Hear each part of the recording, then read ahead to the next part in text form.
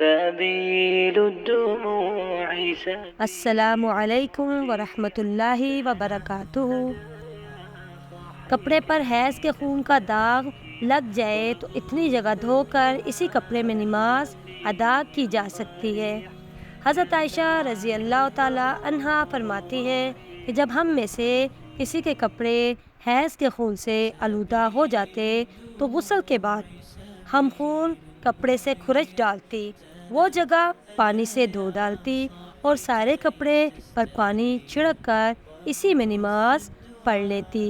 اسے بخاری نے روایت کیا ہے۔ حائضہ کے لیے مسجد میں ٹھہرنا جائز نہیں، البتہ گزر سکتی ہے۔ حالت حیض میں جائے نماز کو ہاتھ لگانا، جائے نماز پر بیٹھنا، ذکر کرنا اور تسبیح کرنا، نیز دعا وغیرہ کرنا جائز ہے۔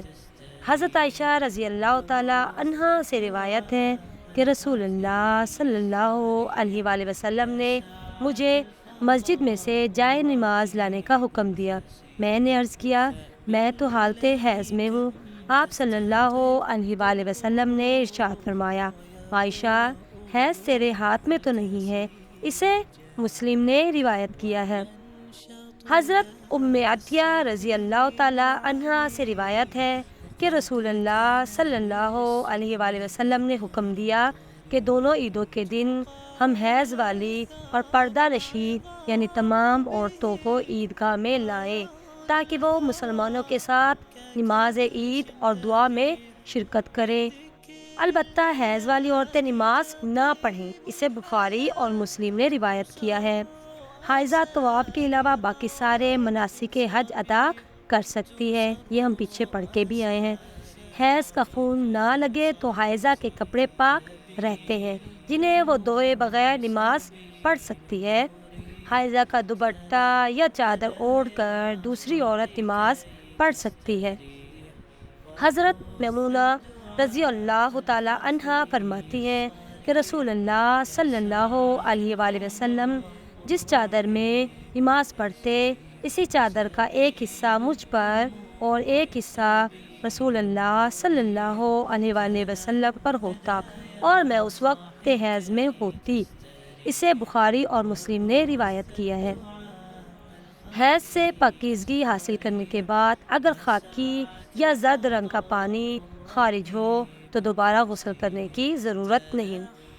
حضرت ام عطیہ رضی اللہ تعالی عنہا فرماتی ہیں، حیض سے پاکیزگی حاصل کرنے کے بعد خاکی یا زرد رنگ کے پانی کو ہم کوئی اہمیت نہیں دیتی تھی۔ اسے ابو داؤد نے روایت کیا ہے۔ حیض سے پاکیزگی حاصل کرنے کے بعد بے جا عجلت اور بے جا تاخیر سے کام نہیں لینا چاہیے۔ غسل حیض میں تاخیر ہونے پر قضا نماز ادا کرنی چاہیے۔ خواتین، رسول اللہ صلی اللہ علیہ وآلہ وسلم کی زوجہ محترمہ حضرت عائشہ رضی اللہ تعالی عنہا کے پاس ڈبیاں میں روئی رکھ کر بھیجتی جس میں ابھی کچھ زردی باقی ہوتی تو سیدنا عائشہ رضی اللہ تعالی عنہا فرماتی، جب تک صاف شفاف پانی نہ دیکھ لو اس وقت تک طہارت حاصل کرنے کے لیے جلدی سے کام نہ لیا کرو۔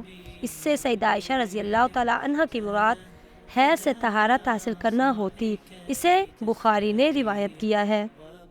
حضرت عبداللہ بن عباس رضی اللہ تعالی عنہم فرماتے ہیں کہ مستحضہ حسب عادت ایام کے بعد غسل کر کے نماز پڑھے، خواہ دن کی ایک گھڑی باقی ہو۔ جب عورت نماز ادا کر چکے تو پھر شوہر اپنی بیوی سے صحبت کر سکتا ہے کیونکہ نماز افضل ہے۔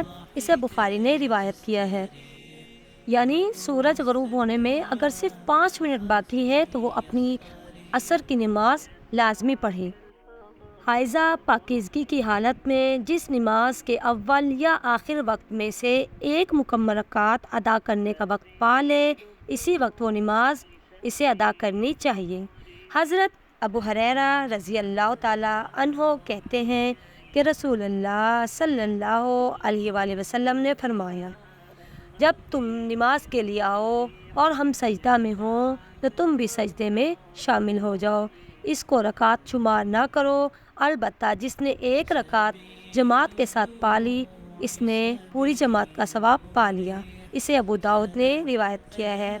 نماز کا وقت پانے سے مراد ہے اگر ایک عورت سورج غروب ہونے کے اتنی دیر بعد حائضہ ہوتی ہے کہ نماز مغرب کی 1 رکعت ادا کر سکے، اسے حیض ختم ہونے کے بعد اس نماز مغرب کی قضا ادا کرنی چاہیے۔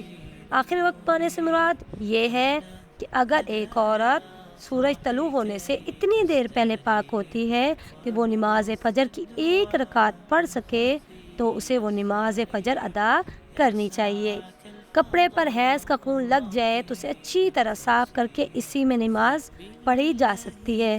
کپڑے سے حیض کا خون صاف کرنے کا طریقہ یہ ہے۔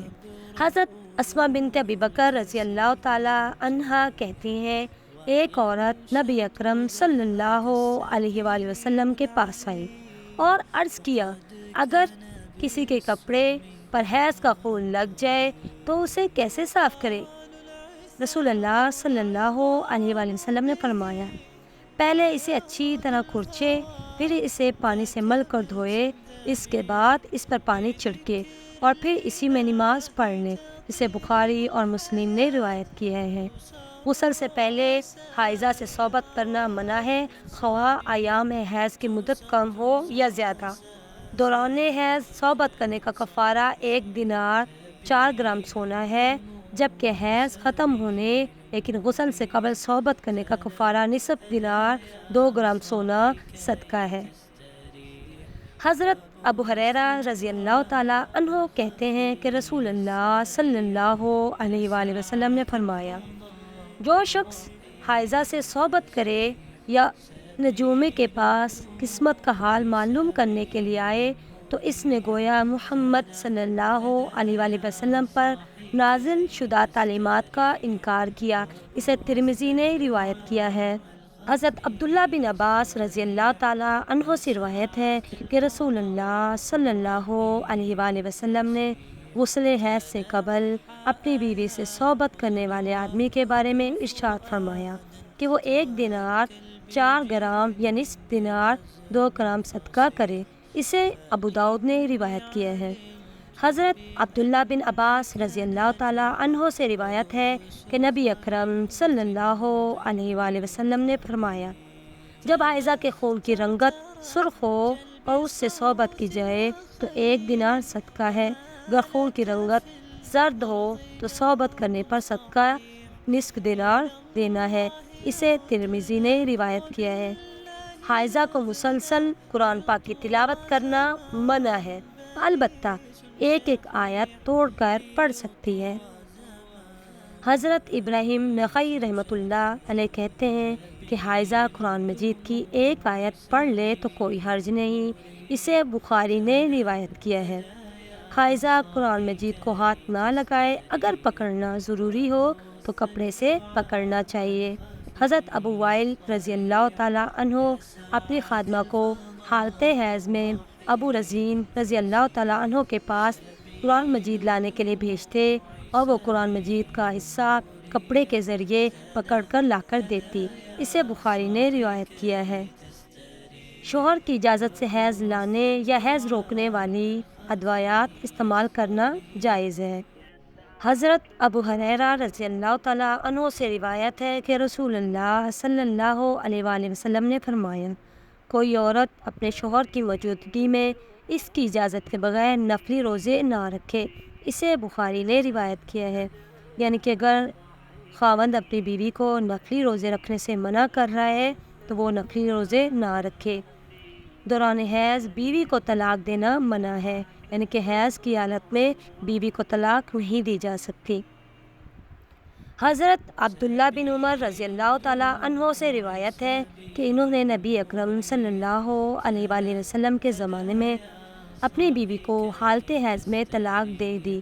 حضرت عمر بن خطاب رضی اللہ تعالیٰ عنہ نے اس کے بارے میں رسول اللہ صلی اللہ علیہ وآلہ وسلم سے مسئلہ دریافت کیا تو آپ نے فرمایا، عبداللہ سے کہو کہ اپنی بیوی سے رجوع کرے اور حیض سے پاک ہونے تک اسے اپنے پاس رکھے، پھر جب حیض آئے اور اس سے پاک ہو جائے تب چاہیے تو اسے صحبت کرنے کے بعد اپنے پاس رکھ لے، اگر چاہے تو طلاق دے دے۔ یہی مطلب ہے اللہ تعالیٰ کے اس حکم کا کہ عورت کو ان کی عدت پر طلاق دو، اسے بخاری نے روایت کیا ہے۔ كم تستطب القروح